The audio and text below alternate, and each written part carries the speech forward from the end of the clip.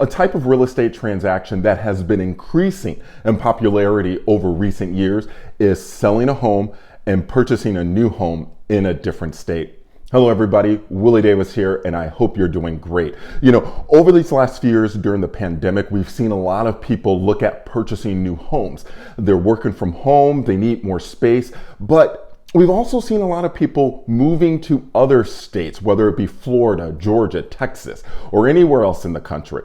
So in this video, what I want to do is I want to break down the steps that you need to take if you are thinking of selling your home and purchasing a home in a new state. This will help you make your transition a lot smoother, okay? So pay attention to these tips and I hope they help. In my recent 2 videos, I did talk to you about how to purchase a new construction home and even purchasing an existing home that might be in the same neighborhood or across town. But one thing that is common across all 3 of these videos is you needing to sell your home, okay? So the first thing that you want to do, which is the same in all scenarios, is check your current financial situation, okay? You want to make sure that you either have enough equity in your home, your credit score and credit situation is in a good position, you have the money that you might need or know where you can get that money you might need for your down payment, okay? So look at your entire financial situation to see how you're sitting currently. And also, as you're evaluating your situation, you want to start talking to a mortgage lender, okay? This lender is going to be able to help you with all of the different scenarios that you need to help you purchase that new home. Now, remember, not all lenders and loan officers are licensed in all states. So you want to make sure that the person you're talking to is licensed in the state that you want to purchase. You might not be able to use the same lender that helped you purchase your current home because they might not be licensed in the state that you want to move to, okay? Now, once you have that conversation with your lender, they're going to give you that pre-approval. They're going to help you figure out how much you can afford, how much equity or how much you can get from your current home potentially that you would need to put toward the new home, whether it be for down payment or additional costs, okay? So check your current financial situation to see where you can start. The next thing that you're going to do is bring in your real estate agent, okay? Now, in this situation, there might be 2 agents that you're working with. The first one is going to be your listing agent. Who is the person that you want to help you list your home? They're going to be able to come and give you a market analysis about what's going on in the neighborhood in which you're trying to sell, and maybe kind of start to give you an idea on the price to list your home. The next thing you want to do is start to talk to real estate agents in the area that you're moving to, all right? There are times when a real estate agent might be licensed in multiple places, like I am. I am licensed in the state of Georgia and in the state of Michigan. So I help buyers and sellers in the Atlanta area and in Metro Detroit. And I have helped clients make that transition from Metro Detroit to Atlanta, okay? But your agent might not be licensed in both places that you are looking at and selling from. So what you might want to do is either talk to friends and family or people that you know in the new place and see if you can get recommendations. Your listing agent can also refer you to an agent at your new location to kind of start those conversations. But you want to make sure that you do potentially talk to a couple of agents if you're unfamiliar with the area or if you don't have any solid recommendations to make sure you are getting the right agent for you. On the other, working with both of your agents, please understand that there should be some level of communication between your listing agent and your buy-side agent so that they can keep each other in the loop on the progress and the status of each of those transactions. So as you start to work with and talk to your buy-side agent in your new location, you want to go over the needs list. What are those things that you need in your home? Now, some of those things that you might be used to where you currently live might not be as popular or as prevalent in the new location. For example, I do a lot of real estate in Michigan, and Michigan has a lot of basements. But here in the greater Atlanta area, there's not a whole lot of basements or a whole lot of ranch style homes. So I've had clients who've had to kind of change their perspective on what they need. And maybe a basement is not a need anymore and it becomes a want. So you want to kind of get an idea of the things that you need in your new home, the areas that you want to be in, so that your buy-side agent can start to help you on the ground in your new location. All right. And also you're going to have that pre-approval from your lender. So that's really going to be a guideline for your buy-side agent as far as price points and everything.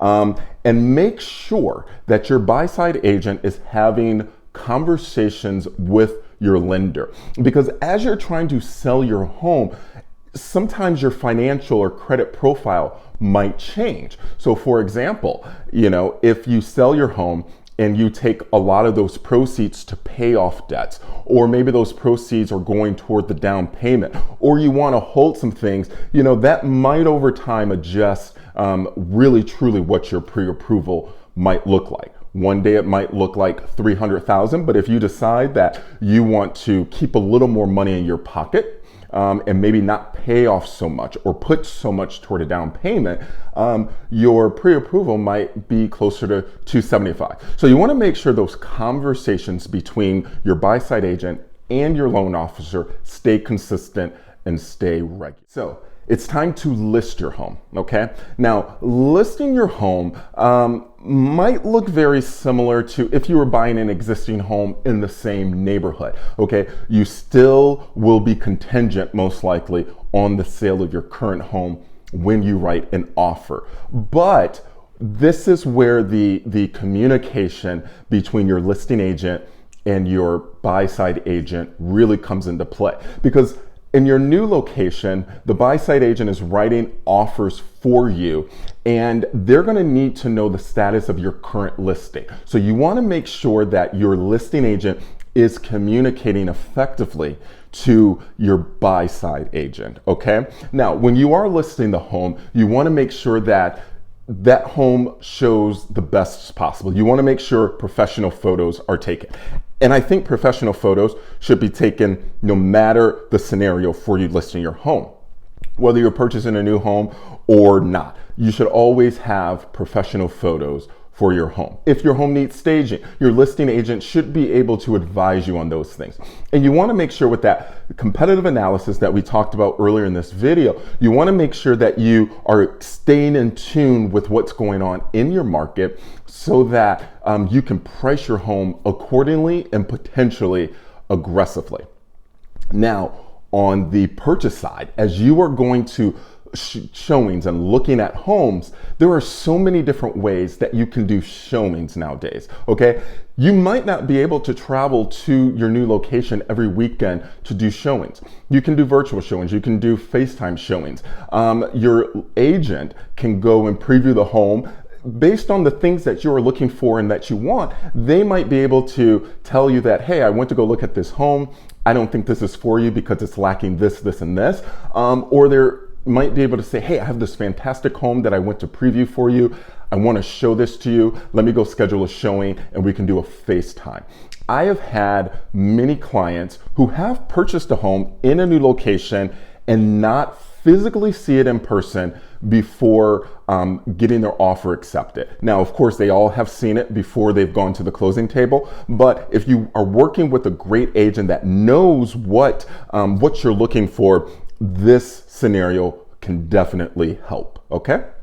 Also, maybe you do schedule a look and see trip, okay? You are going to that new location for a long 3-day weekend, and your buy agent is able to show you 5, 6, 7 homes in a day to really get you a variety of home types that could work for you. Now, this scenario I have done plenty of times as well, and it works if your agent is organized and if you as a buyer are very focused on what you want, okay? You can walk into a house and say, yeah, within a few minutes, this isn't gonna work for me, let's move on to the next one. And you know exactly what you want, and you know that feeling that you're going to get when you walk into that home. So this is also a scenario that can work, and it does work. So as you get under contract on both of your homes, your listing is under contract with the new buyer and your new home is under contract by you. This is really where the fun begins, okay? You have, for your new purchase, you do have inspection contingencies, you have appraisal contingencies. You're gonna go through all of that. The buyer of your home is going to do the same thing.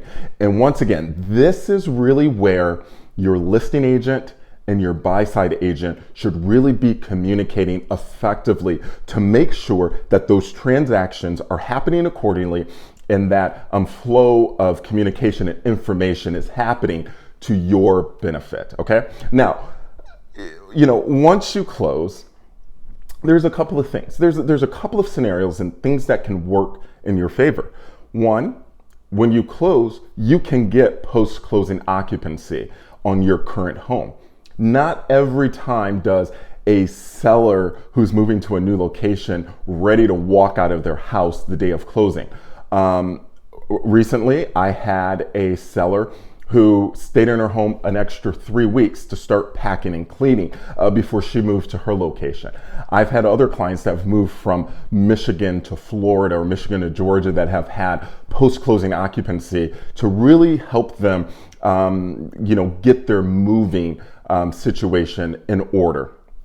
A lot of times sellers, especially if they're moving to a new location or their move is going to be a big move, they do like to wait until they have closed on their current home before they start spending the money to move, okay? It can cost thousands of dollars, thousands and thousands of dollars if you're moving, if you're using a moving company, even if you're just buying a U-Haul and loading it up yourself, it can still cost over $1,000 to move and drive to another state and another location, okay? I've had clients who have had their cars shipped to their new location, and that can take weeks and thousands of dollars too. So it would be wise, and I would advise that if you are selling your home, to build in that buffer of post-occupancy time, maybe about 30 days, so that you can kind of get everything scheduled and everything in order and you're not rushing, okay? Now, when you are purchasing the new home in that new location, there's a couple of things that you can keep in mind as well. One, most likely that closing is going to happen after you have closed on your current home. It can happen the same day, or maybe the same week, or the week later, but it's going to happen after you've closed on your current home. Because what's going to happen is the title company or closing attorney is going to wire your proceeds from your current sale to that new title company so that they can hold it in escrow for your new purchase. Okay. Also, please understand, you as a buyer, if you're purchasing while you're out of state, you can do a remote signing. This is something that is very common.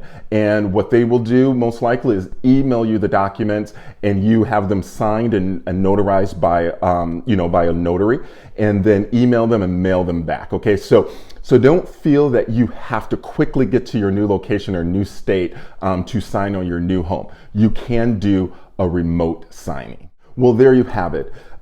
These are so many different scenarios and tips to help you sell a home and purchase your new home out of state. Please understand, there's going to be so many moving parts when you're in a transaction like this. So please be flexible and have a contingency plan, okay? Be flexible on the timing of the closing. Also understanding the buyer of your home might need to make some adjustments.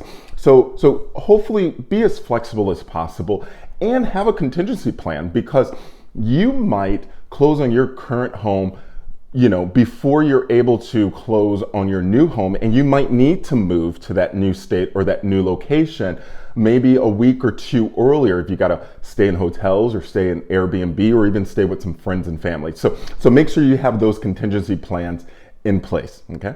So for more information on selling your home, buying a home, or even if you're thinking about relocating, please reach out to me and I'd love to help.